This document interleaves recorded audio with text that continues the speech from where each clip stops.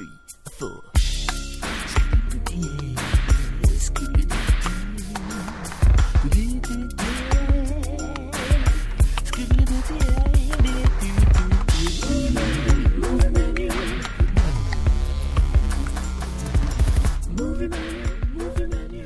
We are Movie Menu Reviews, the original podcast angels, with Eric as our Charlie and you as our Bosley.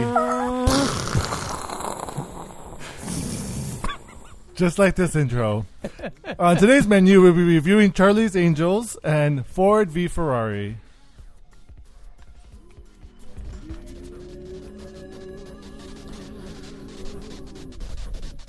Welcome, ladies and gents. I'm Dan the Man Muñoz, host of Movie Menu Reviews, your weekly movie news and reviews podcast. Yay! And look who we have back. Who? The man, the myth, the legend, Mike. Thank you for being here, because you're so weird. We don't believe you're real. That's true. He is Bigfoot. I agree. He is the Bigfoot of our clan. You're absolutely right about But that. also, we would like to welcome back Z. Thank you. Who is now going into from a he's little girl to a young man. Yeah. Married man. Yeah. I think what it's called is Actually, there's nothing wrong with being a little girl, it's though. called a mini moon, right? Where you don't really take a honeymoon. It's a mini moon. That's what they've been calling it now. Oh. Yeah. So yeah, it's nice. Yeah, it's like the equivalent to a staycation. There you go. Yeah. Oh, okay. So it's good. Interesting. It's good to be back. I'm glad you guys were at the wedding, and you guys had fun. Yeah, we did. Yeah, we did. We reviewed your wedding. We did. I did watch that. We gave it a dine-in. Well, you we ate sure ate. because Mike ate a ton of the food. Yes, I did. I had seconds and third. It was great. There was no Did you cake. really? I did have seconds. Did Wow, I didn't. There was no I cake ate- left after the party. It's 'cause I ate it Yeah, all. I know. People just took it all. I? No, it was good. It was really good cake. Good. I'm It glad. was really good cake. Speaking Everything of- was really good. Speaking of cake, Speaking of cake, we have a lot to go over. yeah, we do. So We let's do. go ahead and get started with that. The first, we're going to talk about some trailers and some movie news, and then some other miscellaneous things. First up is a trailer for Fantasy Island that was released from Blumhouse, starring Michael Pena. What do you guys think about this interpretation of Fantasy Island? Well, yeah, I mean, I'm looking at the IMDb now. It says a horror adaptation of the popular 70s TV show about a magical island resort. So it is. So it is actually based off of Okay. the 1970s, because there is a woman who's like a plane, it's like it's kind of a spoofing on that, but it's a little more realistic. And then the trailer does a really good job of turning the horror up a little bit. I'm kind of digging it. I like the idea of taking something innocent from the 70s that was clearly cocaine induced, and making it into something that is more LSD. And shroom induced. Like, it just looks really interesting. You know what? I have to agree. Actually, I'm kind of interested to see what they go with this. And it's funny because there is that premise of the Fantasy Island that you would think fantasy is always a positive thing, but I like how they're putting it on its head, and it's going to be the horror. If somebody pitches idea, what about if we did? Well, it's a batshit idea, but it's a really good idea. it reminds me, and I'm hoping it's not going to turn out this way, but like a cooler setting than Wishmaster. Have you ever watched Wishmaster? I was thinking Bedazzled, but yeah. Wow. You Why would would be you go thinking there? Brendan Fraser and I've never- Elizabeth Hurley. It's because yeah. I've never seen Wishmaster. Really? That's Okay. all I got to reference. That's Yeah.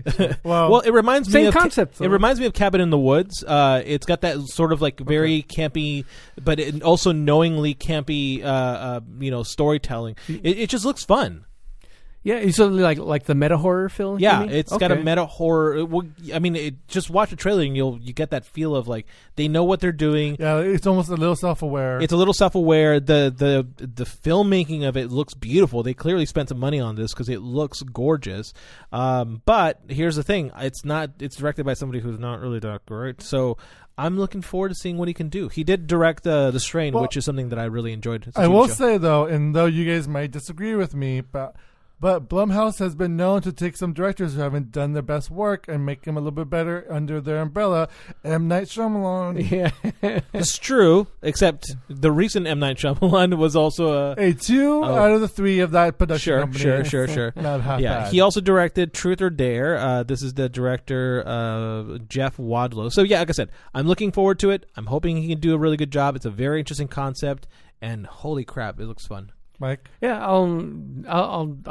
don't have high hopes for this. Yeah. So. And it's being released on a very contentious weekend. It's going to be on Valentine's Day weekend. So Yeah, that's a very good weekend to release on. Which shows that the Confidence. the studio has confidence behind it. for sure. Because another movie that's getting released, and I'm actually looking forward to Fantasy Island as well, but another movie that's released Valentine's Day as well is Sonic the Hedgehog. Well done. Which the trailer came out with the new redesign of Sonic. What did you guys think about the new redesign, Mike? Well, before, let's get into a little bit of the history. What happened that led to the redesign? Well, so what happened was when they first released the trailer, they tried to make Sonic a little more lifelike in a sense, where they gave him like human teeth that you could see. Yeah. His fur was a little more fine in a sense, like you could see. Like detail, but in a creepy way, and it wasn't really so. They made him less cartoony, and it became more creepy pasta in its depiction. And there was a huge backlash where a lot of fans were crying out loud and wanted it to be changed. Yeah, and then the director Ken Fowler came out and said, "You know what? Thank you. We're going to fix it. We're trying to make the best movie possible." And then there's this trailer, and Mike. Yeah, Mike. it's like almost the identical trailer, but just a much better looking Sonic. Yeah, but doesn't that just change the whole thing, though? It does. It did kind of elevate it a little bit. I mean, Sonic looks better. Yeah, for sure. He looks like our Sonic. Did you not like the trailer, Mike? I mean, it's the same trailer. Pretty much. It's not. There's more shots. There's a lot more. You see Dr. Robotnik more, Jim Carrey more. I did think that James Marsden was in the first trailer. He was. He was? Yeah. Because I don't remember him. I was like, he points the gun at him. That whole Yeah, thing. but I guess he not featured as much in the trailer as in this version. I think you were too distracted by Sonic. I agree with Mike on this because he's the one who kidnapped Sonic. He has him in the suitcase. Do you have a kid in your bag? No, he's not my kid. That's the joke with James Marsden. Yeah, that's right. So, anyways, but yeah, it looks great. I think it looks like it's going to be a lot of fun. I don't have high hopes. But we were laughing when we were watching the trailer. So. Yeah. I think the redesign was probably a smart move. Yeah, I think it's going to attract more people to want to see it as opposed to kids crying in the theater while they're watching the film. Well, and I think that because the director came out and said, I apologize, we were trying to do something different, clearly it's not working. And I think it happened around the time where Detective Pikachu was coming out, that even like at that, like there was a recognition. So I think a lot of fans are going to go watch it with the hopes that it's going to be better than what we expect it to be because they actually put some love and care into the movie. Yeah, it was That's unheard of. That's unheard of that somebody would be willing to redo a movie based on the opinion of fans. Yeah, I think it was definitely smart to listen to the fans because they're going to be the ones that are going to pay to see this. Well, then that brings up the new precedent that's going to happen. Like, should movie studios constantly be listening to the fans? Yes, especially when you're handling property that has a history. And this is the problem with movie studios, and we can go into a rant about this, but it's the problem is that movie studios keep on thinking they're handing us things that we want,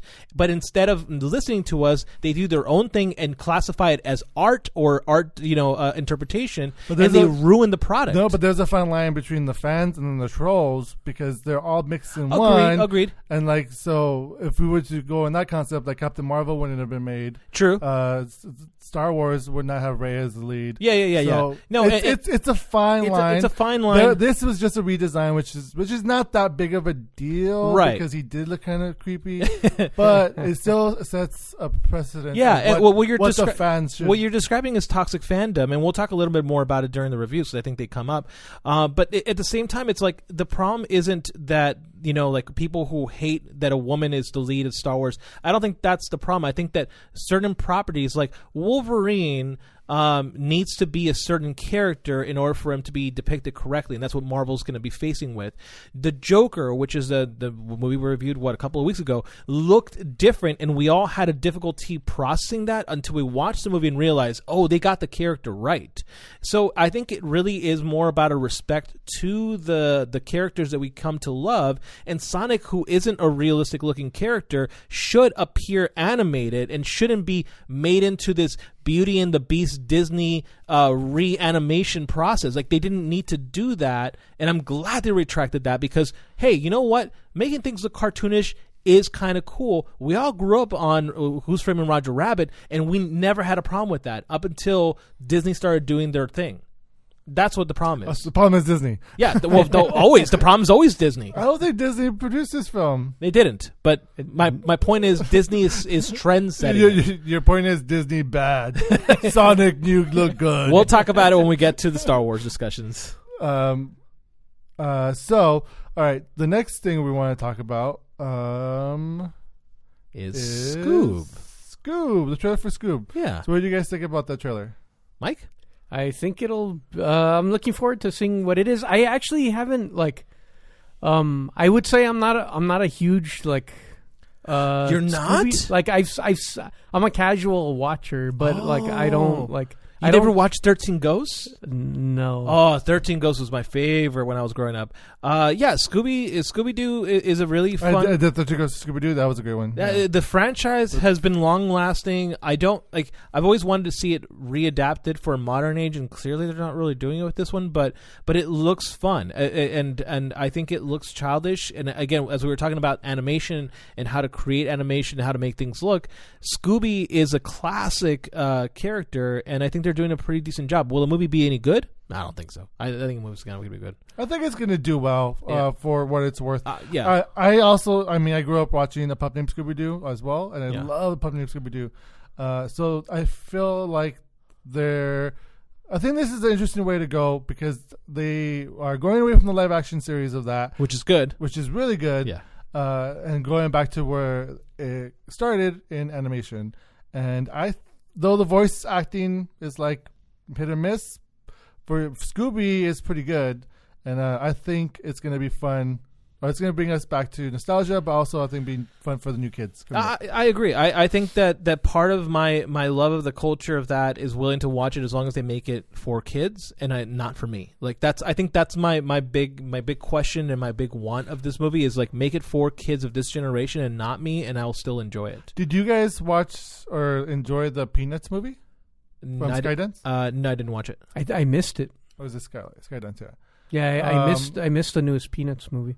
Okay, just curious. I enjoyed it, but I feel like it's in the similar realm. Yeah. Okay. Yeah, this is being produced by WB, and they've done some pretty good art, so I feel like that looks really cool.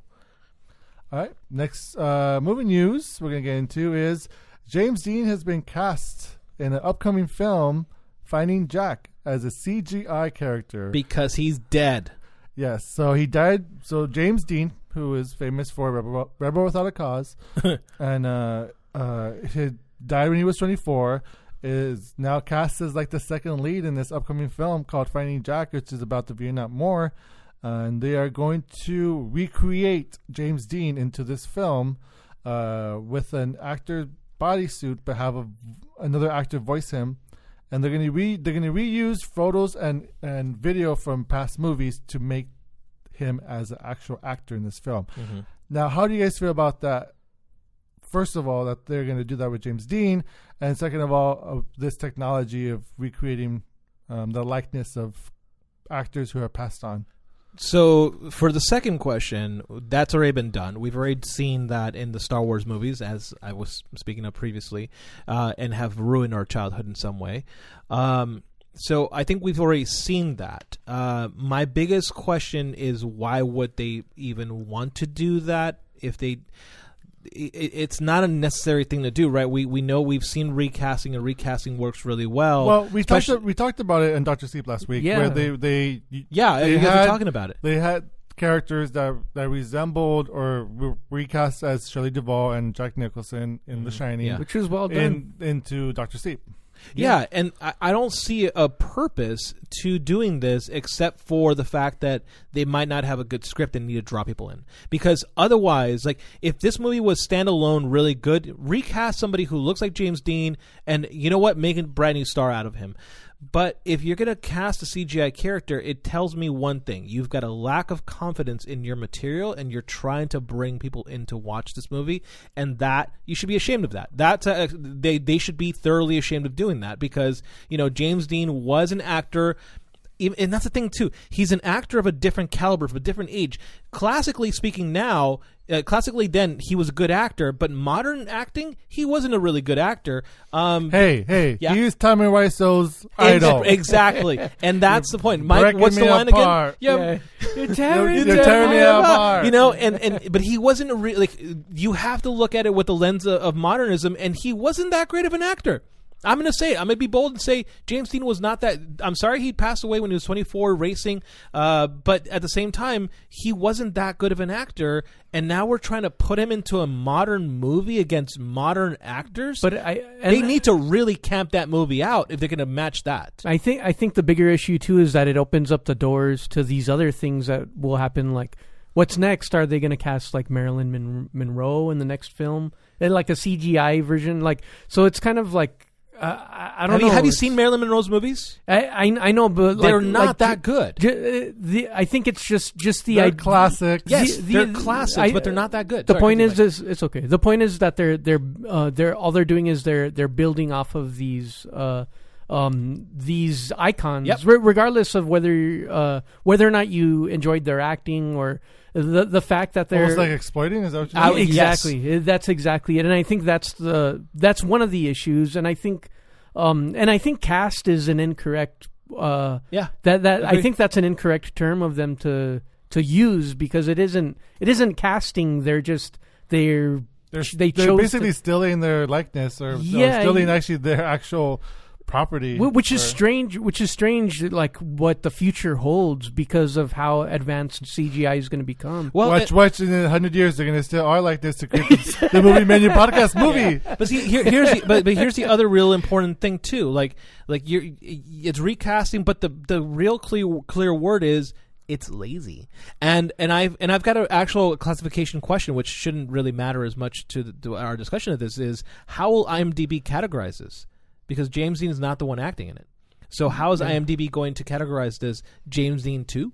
Yeah, right. So I have another. That's another question that opens up. If Marilyn Monroe 2, because it's clearly not Marilyn Monroe. I think what they'll do is the same thing. Really, it'll be credited. It should be credited the same way as like Golem is credited. I agree with that. Where it's going to be a combination of the voiceover actors as well as the actor wearing the suit, because that's really who's going to be acting. A part of who James Dean is in the film. Yeah. But I totally agree with you where they're just kind of riding on this novelty. But I understand the idea of them wanting to because really it's the argument against it too, or excuse me, the argument for it is kind of like pushing technology to see how far it can go. Yeah. But like you mentioned, like clearly this is novelty. That's and what it lazy. is. No, what they should really do is do what they. The best idea would be just to clone them and have them be actors. There you go. Go the Watchmen route, right? Yes, just clone them. Just clone them. Yeah. There's just like a bunch of James Deans everywhere. Yeah. Have you guys ever seen the show Clone High? It should be like that. But they can only say the word James Dean, like Pokemon, though. So James. So they have a voiceover actor Dean? still? Yeah. Damn it. Can't get away from it. All right, so we'll see how that develops. I know the director's got a lot of backlash, and the director came out saying he was very upset about the backlash because he thought it would be a really cool idea. Because he's being lazy. So we'll see how that develops. Next up, I know we're known as Movie Menu Reviews, and we discuss movies. Yeah. But streaming service just launched last week called Disney Plus. Yeah. And they have so much stuff on there. And one of the stuff that we wanted to talk about, because why not, is The Mandalorian. Well, there's a reason behind us talking about it. It's because it plays right into the next Star Wars movie. And, I mean, do you feel like there will be some overlay of that, like of what's being shown in The Mandalorian? It is based, 30 years in the past? Something like that, 20 years in the past. It's based 5 years after Return of the Jedi. Right, so then the New Order takes over, and that's where the Force Awakens comes in.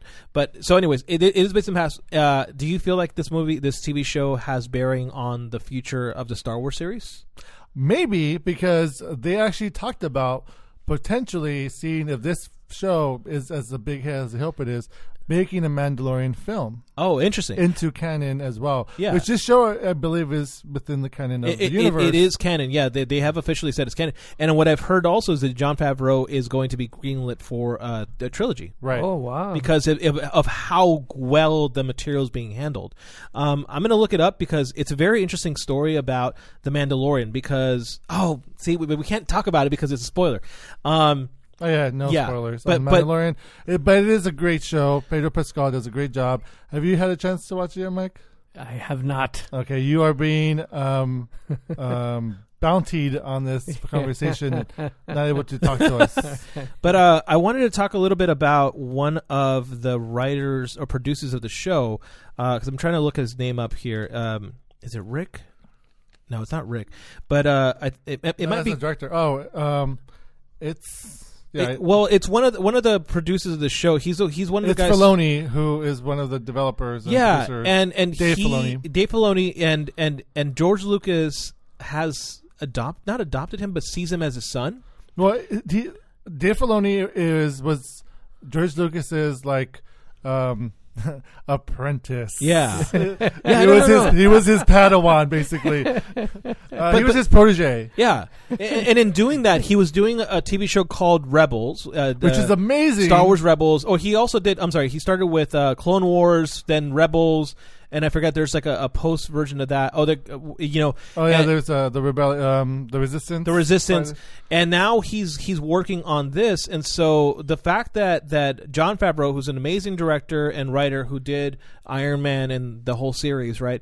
And then they met up and they started building this story together. That's what makes this Sandlot. And not to make a pun on sand because, we know how we feel about sand. We don't like sand. It gets all over the place. It's coarse.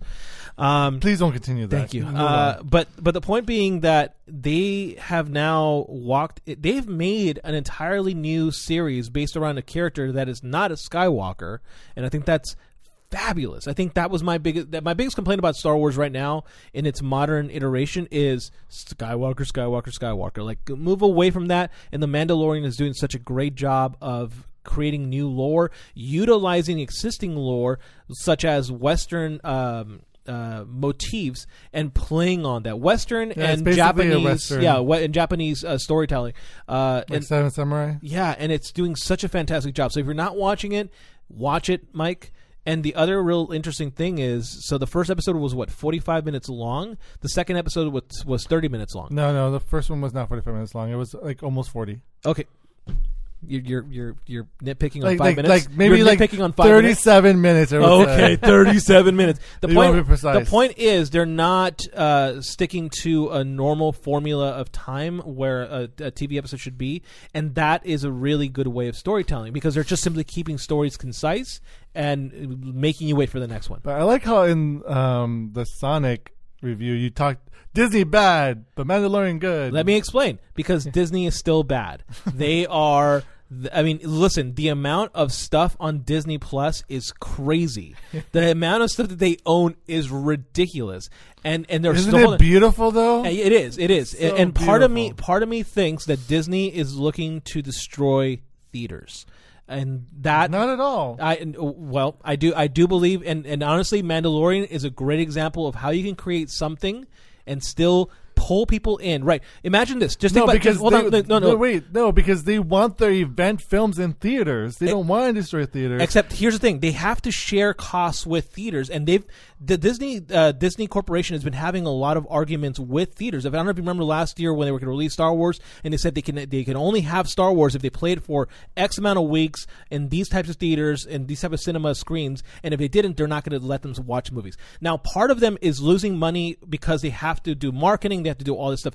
If you do something on a private screening, a private showing like Disney Plus, all that money goes directly to you, and you don't have to share with anyone else. So I think that they're actually working on a model that's going to be focusing away from theaters and making it so that all our money goes into their pockets and they don't have to share it with anyone. I don't know. Yeah, you'll see. My tinfoil hat is on, or rather my your squid or your dimensional hat is on. Yeah. Speaking of which, since we're talking about Mandalorian, I quickly wanted to talk about one of the great shows that has been out Beautiful recently. show. Yeah. And I highly recommend it as well, even though we are movie menu, but we're going to talk really quick about a TV show, and that is Watchmen on HBO. Yes. If you are not watching Watchmen, what is wrong with you, Mike? I'm sorry. Regina King. Regina King is absolutely a treasure to watch. If you haven't watched Watchmen, shame on you, Mike, because Regina King is killing it. She is amazing as Sister Night. And the way that the storytelling is happening, so you have this concept of the Watchmen, which is based in the 80s, and if you watch the Snyder movie, you can get away with watching this one, but you should probably read the graphic novel, or at least watch the animated version of that, because it's actually based off of the animated novel, but it does it in a way that it brings in this concept of intergenerational trauma, and it does it in a very fabulous way, because what it does is it bases it off of an event that happened in U.S. history that was very traumatic to African Americans and African American culture. And it's very interesting in that this TV show is written by a white man, and it's talking about African American struggles. And even the other real thing that just inspires me to watch this movie and watch the show and tell you guys to watch it is that he's actually said that he would prefer that season 2 be directed and written by the director of Black Panther. Oh, Ryan Coogler? Yeah, Ryan Coogler. Because he's like this movie, this entire series shouldn't be written by me. It should be written by somebody else who's actually connected to it. And there's like all these really awesome things on top of the fact that they're superheroes. That is super cool. Yeah, Jeremy Irons is in it, which is great. Oh, so good. Tim Blake Nelson is awesome in this show. Yeah, too. oh, yeah, guy and the most kills recent it. episode was amazing. It's such a great show. We just want to talk about it real quick. So if you want to watch long-form cinema, watch Watchmen. It's really well done. And again, moving away from theaters. It's really interesting what they're doing now. We might need to change our names. Yeah. No longer movie menu. It's going to be TV menu. Or media menu. Media menu. It has a nice ring to it. Yes. I like that. Good All job. over. All over. Now, going back to film. Yes. We are going to have Mike say something really quick. Well, it's still TV. I guess it is It's still TV. TV. Yeah. Mike, do you want to? But really quick, Mike, because I'm moving on to the next one. It's always sunny in Philadelphia because it's Danny DeVito's birthday today. Yes. Yeah, we're moving on. Happy birthday, Danny DeVito. Cutting it off. Okay, so we are going to review the film Charlie's Angels, but me and Mike did see it. Z, you did not. I did not. So I'm handing the hosting duties over to you. Thank you. I am now Bosley? No. Charlie? No. I'm so confused. You're none. You're Elizabeth Banks. No, I'm just well, kidding. that's even better. So the movie we're reviewing is Charlie's Angels, actually directed by Elizabeth Banks, as we said previously, written by Elizabeth Banks and Evan Mike. Oh, Spiliotopoulos. You got it. There it is. Yeah. Starring Kristen Stewart, Naomi Scott, Ella Balinska, and Elizabeth Banks and Patrick Stewart. There we go. Thank you, Dan. Thank you, Dan. Here's the plot. When a young shadow hosting. Yeah. When a young system engineer blows the whistle on a dangerous technology, Charlie's Angels are called into action, putting their lives on the line to protect us all. All right, so I have not seen this movie, but I will decide this movie is worth a dine in, watch it in theater, or take out, watch it at home, or leftovers. Torture yourself with the earlier versions of this series. Okay, they were really bad. Charlie's Angels is really bad. No, people love it. I know they're wrong. Now, whoever wins will not earn a point because we're not doing points. So you know what? Whatever. The point is, let's rate this film. I like that accidental pun there. Oh, whatever. Yeah. All right. So go ahead, Dan. Rate this film. So I'm actually going to rate it dine in. Wow. I actually had a lot of fun watching it in theaters. Boy, okay, here we go. Okay. I really enjoyed the characters. I really enjoyed the chemistry between the three angels. Mm-hmm. I enjoyed Elizabeth Banks in the film. I enjoyed Patrick Stewart. Jeremiah Hensel is also in this film. He's amazing. And he was great in it. He plays another Bosley, apparently. Yeah. And I like the story. I like the action.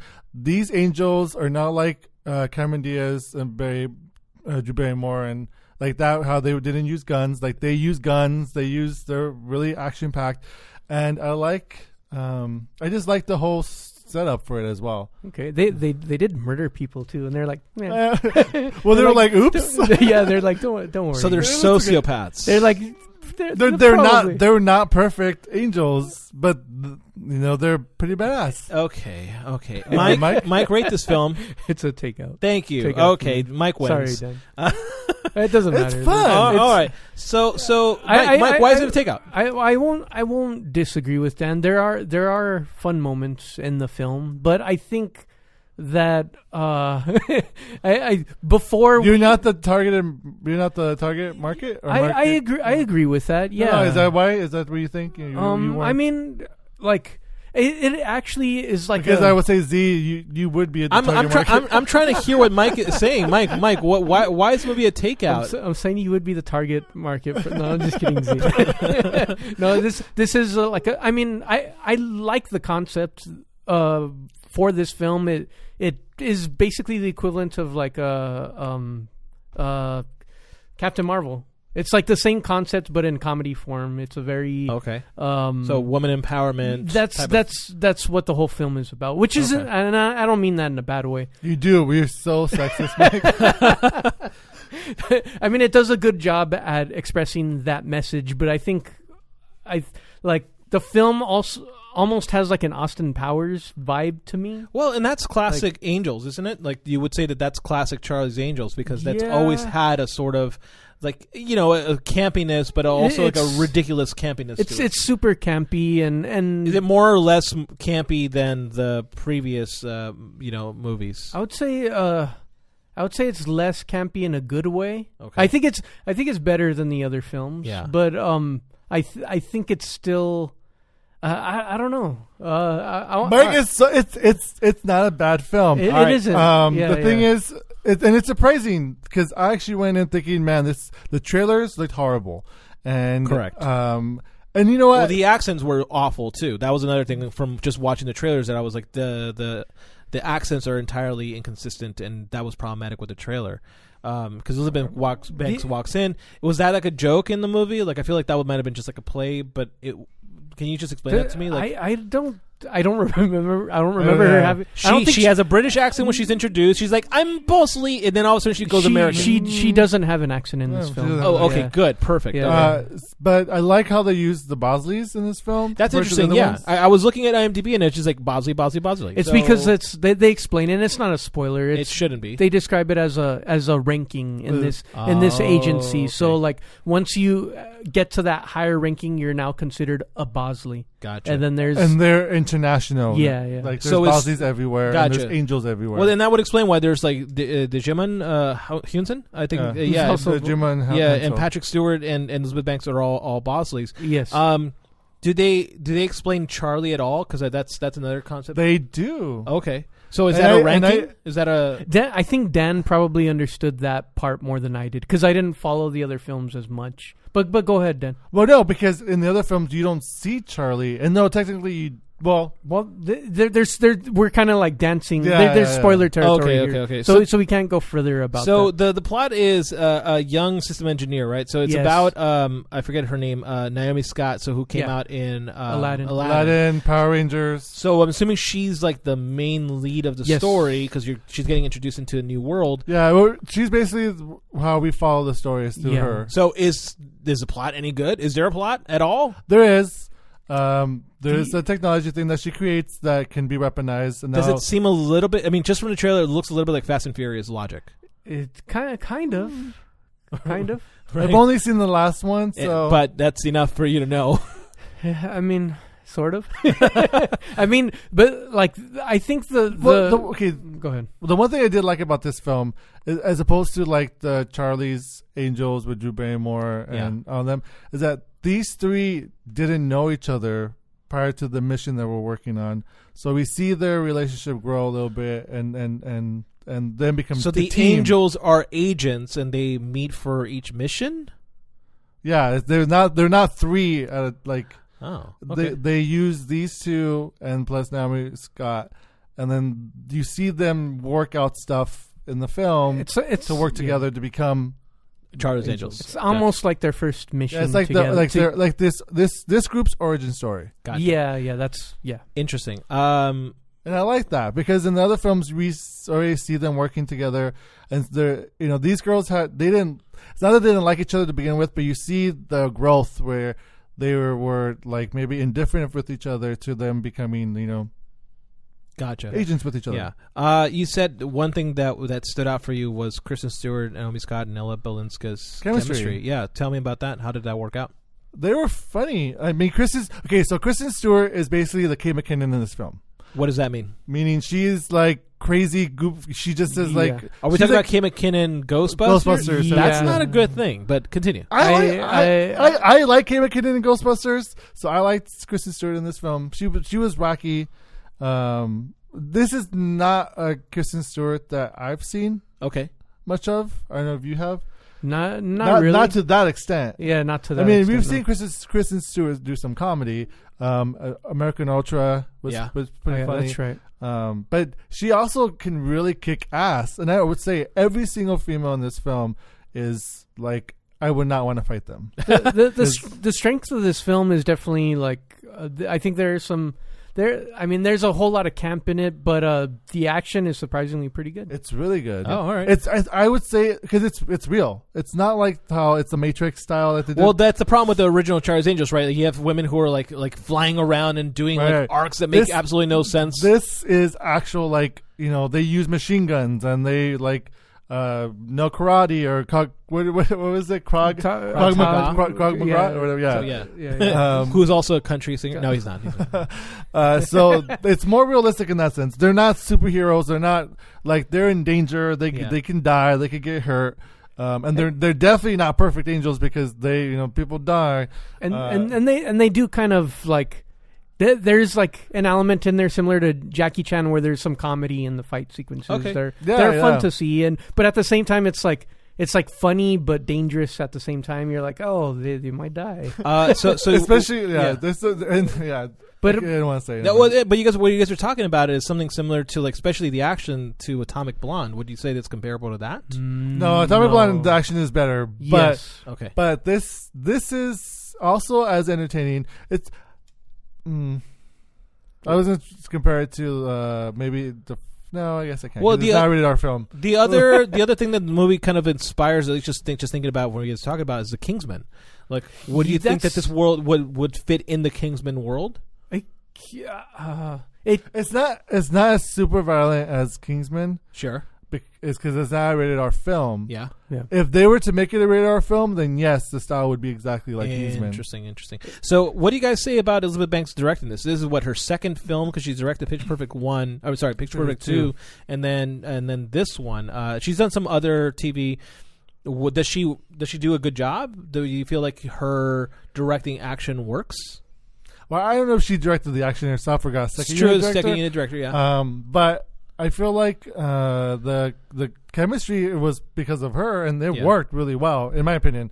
So I thought she did a pretty good job in this one, and I see her just getting better with each film that she's doing because she throws a lot of comedy in there, and there is sometimes some of the moments are a little like fall flat with the comedy. Okay, but for the most part, for me, it worked, and I enjoyed a lot of it.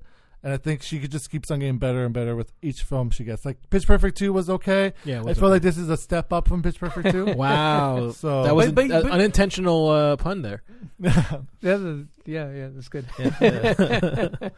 I know that you had mixed feelings about Pitch Perfect 2, so the bar was set lower for you, right, Dan?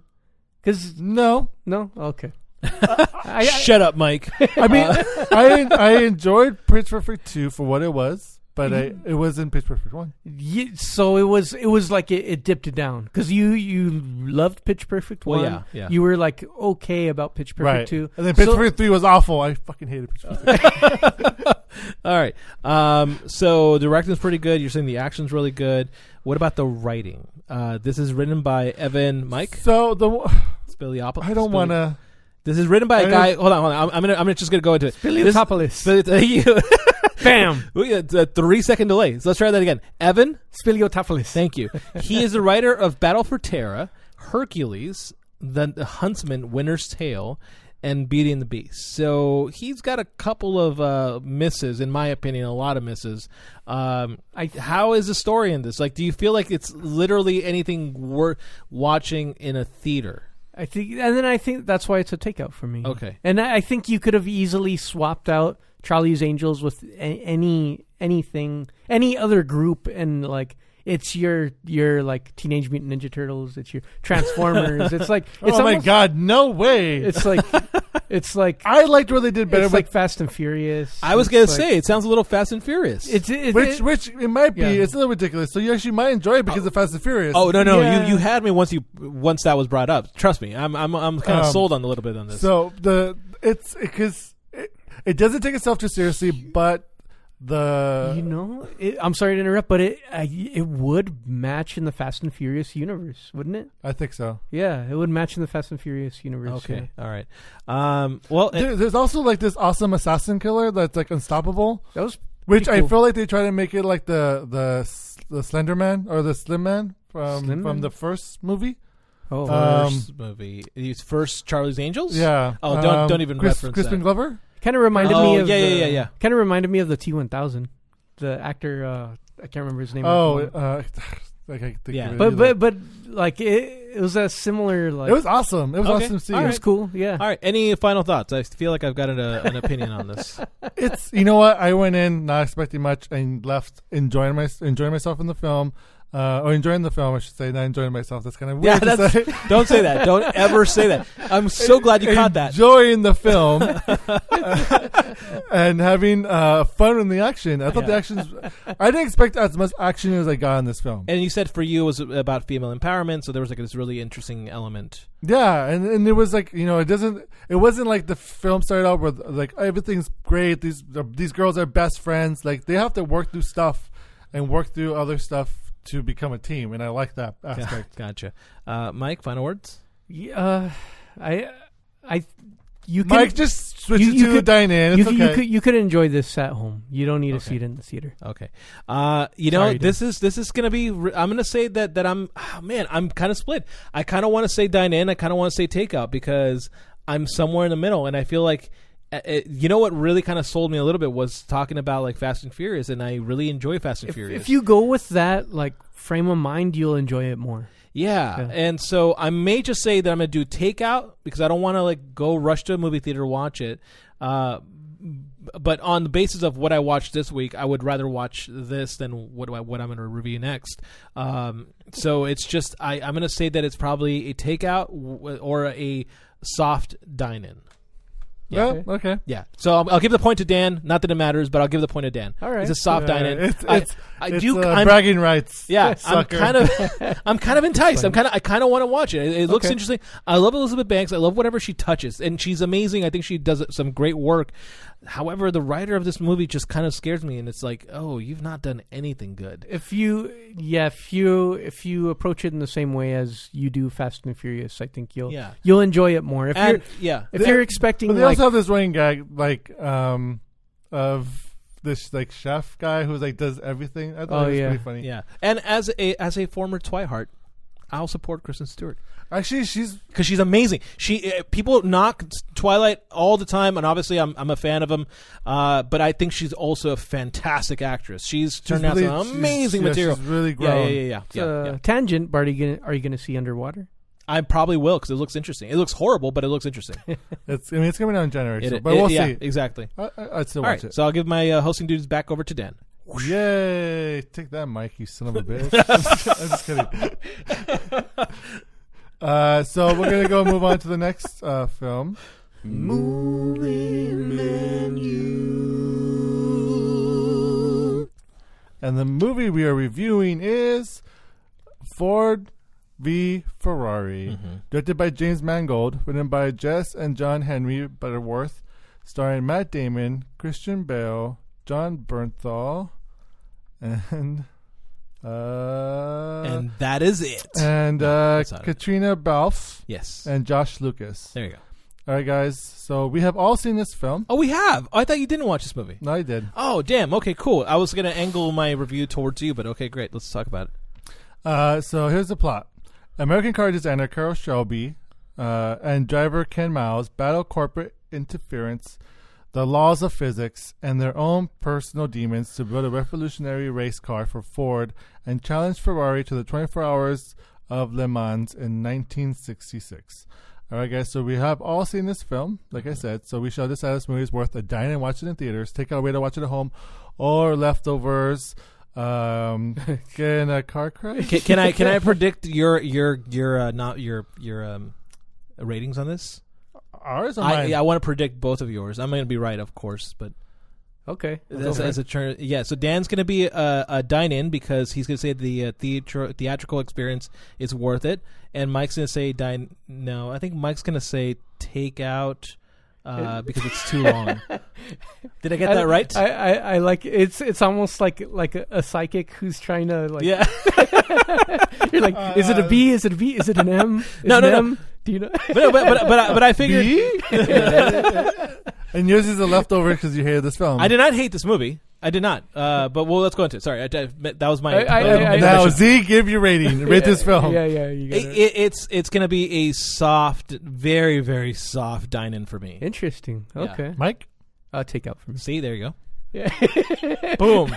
It's like rock, paper, scissors where the person goes and you're like, he's like dine and take out. But mind you, I did not know your rating. I just leftovers. Take that. You're going to go leftovers? No, it's a dine-in. See, there you go. Why is it a dine-in, Dan? What do you mean, why? Because of theatrical experience? Well, it's a really good movie. Is it really a good movie? Yeah. See, for me, okay. So first of all, the movie should be taken on different avenues, not to be. The pun 'cause it's I'm trying not to be punished. That was good. Damn, sorry about that. Was it though? Was it that good? Yeah. Yeah, it was good because But it was unintentional. It was unintentional. The performances are great. That's why Her they watch in performances are theaters. great. Yeah. There's a lot of amazing elements. However, for me, the part that really kind of like softened The it, length? One's the length. It's 2 hours and 30 minutes. And And that's not including trailers. yeah, but secondly, the other real big. I mean, again, let's talk about positives. The positives are. Acting's fantastic. Acting is brilliant. Matt Damon, Bale. Christian Bale, John Berthal. I could have done without. I think he was a little too campy. And Josh Lucas, though, I was like, he's too villain. Like he's such a mustache villain. He does have a face that screams "punch me." So yeah, I agree. Like you're kind of like you're a douchebag. And then the I forgot what the guy John Ford. But the kid Noah Jupe was great as well. Yeah, he was. Yeah. Yeah, he was fantastic. And every moment in which you see Matt Damon and Christian Bale on screen together, it was electricity. Yeah. It was like gasoline fueling that engine. Again, it's just a beautiful watch, and I think it's like watching two beat poets like face off each other. It was really, really good to watch that. There's like these amazingly comedic moments because they have a past together, and it comes out, and it's really, really cool. I think those are the best moments in this movie. Well, you know, it's also cool moments in this film are the racing. Well, we were going to get there. The racing is really great in this film. Yeah. We're not doing but before we get to the racing, no. It's Ken Miles' interpretation of the racing that's cool because he's like driving and you can barely hear anything because it's like right. The audio is so good and he's like mumbling to himself, going like, "Fuck that up, mess that up, and it's a really interesting interpretation of the driving, and you feel like you're in that car, that passenger seat with him. He's communicating to the car. He's one with his vehicle. It was very, very cool. Yeah, and then the action scenes that James Mangold directs are beautiful. Like, especially, I'm not a huge James Mangold fan. I know. I was actually hesitant when I was doing my little prediction. I was like, he's probably going to hate it because it's James Mangold. Because Logan, yeah, and the Wolverine, of course. But I think James Mangold does a really good job. I mean, but James Mangold has also directed some amazing movies, right? He's also directed Walk the Line, 3:10 to Yuma, which is where he first started working with Christian Bale. So he's got a really good relationship with Christian Bale, who we know can be a very volatile actor, and I think he does such a good job of just pushing these actors to do some amazing work. But the car scenes are amazing. Well, I don't think I think when you see Matt Damon and Christian Bale, they always bring it, regardless of like almost everything I've seen them in recently. It's always Christian Bale was robbed recently for the Oscar, so I agree. Yeah, but it's such an amazing job, and I think you mean for Vice? Yeah. Absolutely. But the other thing that really stands out to me is not just Josh Lucas being a little overly campy, but the relationship between Christian Bale's Lee Miles and his wife, played by Katrina Balfe, Molly Miles. Those moments are really, I mean, maybe it's because I just got married, and so there's a little bit of that going on too. Where I'm it was beautiful to watch them together on screen. It was way more real than I expected it to be, because in the trailer it seems very campy. Like you see when she pulls the chair out to see her fighting her husband fighting. Yeah, exactly. So you see that scene in the trailer where Christian Bale punches Matt Damon in the face and they're fighting, and like seeing it out of context, it seems so campy. But when you see it in the context of the film, it's like, of course, that makes perfect sense. Yeah, absolutely. And like things lock way more in place, and her role in that seems way more real than I expected based on the trailer. Of the representation of her. Absolutely, you know? and we must say this is based on a true story. We should have said that. We should have led with that. It is based on a true story. If you know anything about Ken Miles, you know how this movie ends, and I think that's another part for me was a little kind of drawn out. Was all these? I think the foreshadowing of what happens is very heavy-handed. Very heavy-handed. So yes. it's like you already kind of know. I think they kind of soften that too much. They do, and I think that starts to go into my levels of problems with this movie, is that they do one too many of those. Now, was it real? Did that actually happen? Possibly, but it just felt like one too much of those.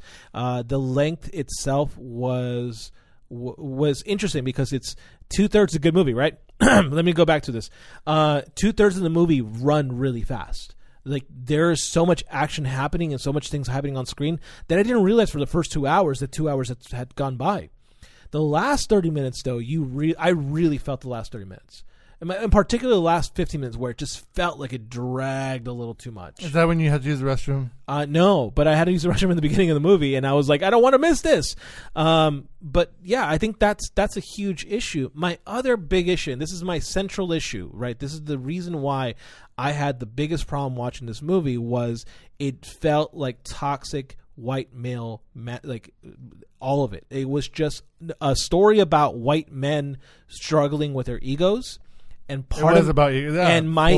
I disconnected so damn hard because I honestly gave two shits about Ford 2 being a whiny bitch because he cannot. It was all about the ego. It was all about the ego, and it was all about Josh Lucas But that's how it was, though. I completely understand that, and I understand that entirely. But part of me, as a Hispanic male, walked out of this movie going, "I'm going to forget this in 3 seconds."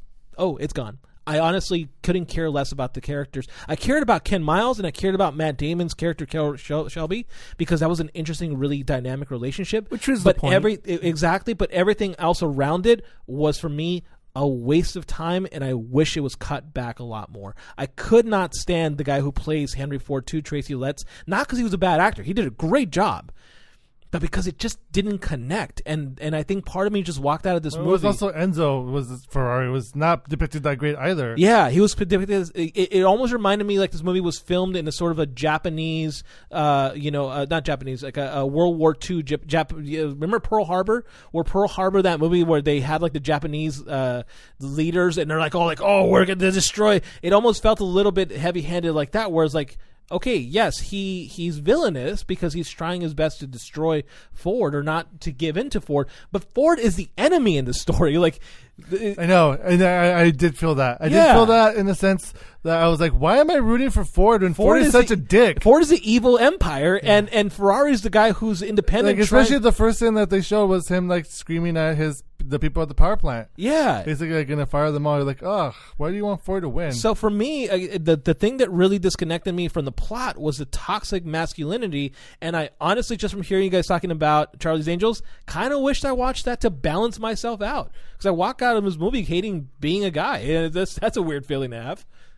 Isn't that usual? It's usually a normal feeling for me. Yeah, but it's a very interesting. No, I totally get your point, and I totally felt the same way watching it. Yeah. So I'm gonna validate your feelings. Thank you. I appreciate that. We're having our brotherhood moment here.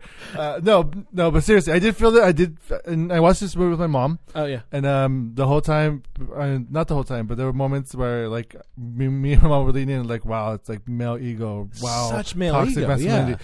Yeah. But I will say, I didn't let that defer myself from enjoying the film. Yeah. Because the true story that I enjoyed was Carroll Shelby and Ken Miles. Yeah. What theater did you watch this at? Me and Mike saw it at the same theater. Yeah, we did. Which Montebello AMC. Well, what kind of screen did you guys watch? I should have asked that. Oh, I was just a regular. I watched it in Dolby surround sound cinema. So like, how was it? Oh man, it was amazing. The seats vibrated. So the whole racing part. Yeah, the whole theater. So you really felt the rattling. I would want to see this in 4D. That makes sense. It wouldn't be in 4D. It would be in 3D because there's no 3D for this one. So no 4D. No, I understand what I'm saying, but this movie was not released in 3D. I know. Yeah. But it'll still be in 4D. They still show non-3D movies in 4D. So that would be a 3D movie, wouldn't They're ripping off a dimension. We did that one time. We watched the movie. We were like, we're going to watch a 4D movie. It was Interstellar. It was Interstellar. It wasn't in 3D. You guys, man. I felt so ripped off. But yeah, this movie, watching the Dolby Cinema, super bright screen, and the seats, the sound system was amazing. You can barely hear certain things, but that was part of the experience. Because if ever you've been in a racing car, I don't know if you guys ever been in a racing car. I have not. You can't hear shit inside of them. There's there's so much rattling happening, and Ken Miles like describing like, oh, this thing's a little off, and you can tell. You can actually hear that when you're inside one of those things because if the car's not moving well, you can really feel it. And when the surround sound was happening in the movie, and you can feel your seat shaking, you can, it's like phantom pains. You can actually feel the car. Like you're going to crash at any moment. Yeah. You felt that. Now, I enjoyed the majority of the story. Yeah. And I actually didn't mind the last 15 minutes of it. It didn't feel like it added too much time for me, even though at the end of the film I ran to the bathroom. But I still enjoyed it. Like I don't know, watching this movie did such a weird thing to me emotionally because my dad used to be into cars. Oh, okay. And just like watching that and my dad had a horrible temper, just like Ken Miles. So watching that was like it was like a weird connection that I had with the film, and so the last 15 minutes was even more for me because of what happened. So like I kind of appreciated that. Yeah, no, I did too, and I really appreciated Matt Damon's portrayal of Carroll Shelby just struggling with it. Yeah, because it felt very real. It's spoiler, but yeah. Matt Damon's performance is. I mean, both of them. The performance is amazing. And Noah Jupe too. Noah Jupe does a really good job. I don't know what Noah's been in, but he plays his son, so he's a very young actor. I think he was in Wonder. He was in A Quiet Place as well. Oh, that's right. And so I think he does a fantastic job of simply playing it safe, but at the same time, he's a kid who doesn't know how to interpret. Oh shoot! I almost spoiled it there. But he does a really good job of playing it really quiet to let Matt Damon really play it heavy. But I think even in the scenes, the scenes between him and Christian Bale were fantastic. You see like the awe that he has for his father. It's awesome. Yeah. So, like I said, this movie, if you're going to watch it for the action scenes and watch it for Matt Damon and Christian Bale and Noah Jupe and Katrina. Katrina, yeah. But everything else aside from that, it felt like filler. And honestly, you walk away from it kind of going like that wasn't entirely necessary. And I think you guys hit the nail on the head where it's just like all the characters outside of that are very annoying characters. Yeah, and I think that's an intentional thing. Where, I know, and I think it continues to show like the friendship between Carroll Shelby and Ken Miles, where Carroll's them versus the world. Yeah, exactly, and he's constantly trying to protect him from all the BS. Well, it's them versus the Italians, but sure. but even then, like there's all these layers, and it's very. it's very complicated. It's a complicated relationship, but it's a really good one. And it's and that's how real life is when you're trying to, when you're trying to work things out at a job where you got a boss you don't like. That's Carroll Shelby's role. He has all these people above him that are all, like you guys said, they all got massive egos, and he's trying to navigate through that, trying to manipulate that in a positive way, and always looking out for his friends. So it really is like a friendship film. It is. No, at its heart. I have one final question. Well, two final questions. The first final question is this going to get Oscar love? Oh, of course, without a doubt. I think it will. Yeah, I think it deserves a couple of For sure, most likely. I think it'll get nominated. Sound engineering, cinematography, acting, directing. Directing. I think will be up there as well. Yeah, performances. Well, that's what I mean by acting. Yeah, I think performances and Best for Picture. sure. Well, and I think also supporting actress. I think Katrina might actually get that as well, or at least get a nom. What did you say again? Best Picture. Yeah, Best Picture. You know what? It fits. I mean, it fits in it's the a biopic. I think, well, yeah, but it also fits in the old Oscar bait type of movie where it's like white men. So I don't know at this point because Oscars have changed. Oscar bait's Beautiful Day in the Neighborhood is total Oscar bait. That is, yeah. I'm sure. Well, we are in Oscar bait season. We are. So. We are. Yeah. So, I imagine that will probably take it, or Tom well, Hanks. There's potential for 10 slots, though. It's all mathematical and it's all a voting system. That's why we've only had 9 in the past 5 years, almost 10 years. I think it's only been 1 year that we've actually had 10 movies. But there's been a lot of movies that came out this year that we might actually have 10 films this year. We'll see. Next year we'll see. Yeah. And my last question is final thoughts. What are your final thoughts in this film, Mike? I think if you do decide to watch this in the theater, you will enjoy it, and there are. Thanks, Mike. Z, what's your yeah, we're done. I'm just gonna go on. I think the friendship between Ken Miles and Carroll Shelby is amazing, played by Christian Bale and Matt Damon, and as well as Ken the family. The struggle, the struggle with Ken Miles' family, and he's trying to constantly keep his family afloat. And I think it feels very real. It feels very amazing. And Ken Miles is he feels like a very real person. This doesn't feel like a character that could do no wrong. He feels like a real human being that can... with a real human being who has flaws. Yeah, and exactly. I think that's what makes him so interesting. Yeah. I think the other thing for me... sorry, Mike, I don't know if you were done with your point. Yeah. Yeah. I think the part that we haven't even discussed yet about is also just the comedic charm this movie has because of that relationship, Ken Miles and Carroll Shelby. It almost feels a little bit like a buddy cop film or what was a bromance film. I don't know if this is a good comparison or not, but what about the Green Book? Yeah. Well, okay. A little bit like that, but there's this no controversial. There's but I think no, you hit it right.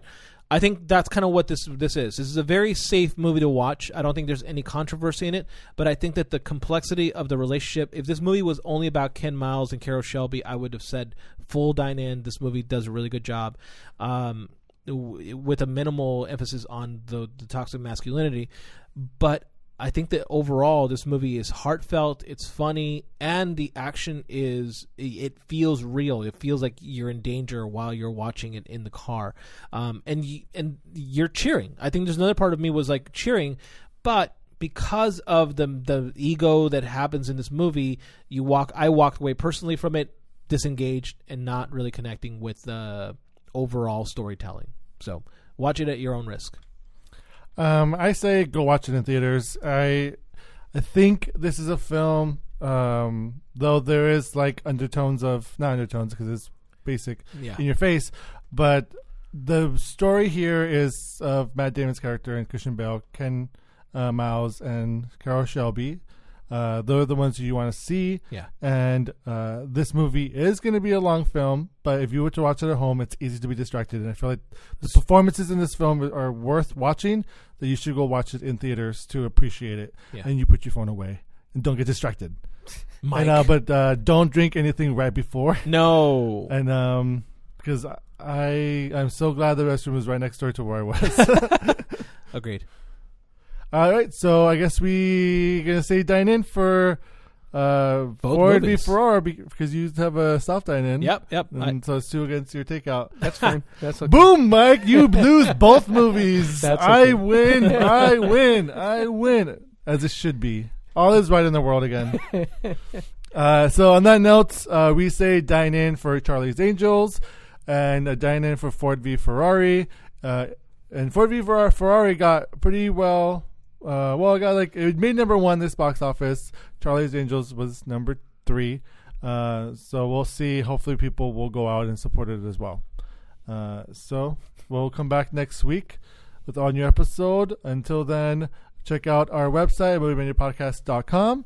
There you will see all our content that we have.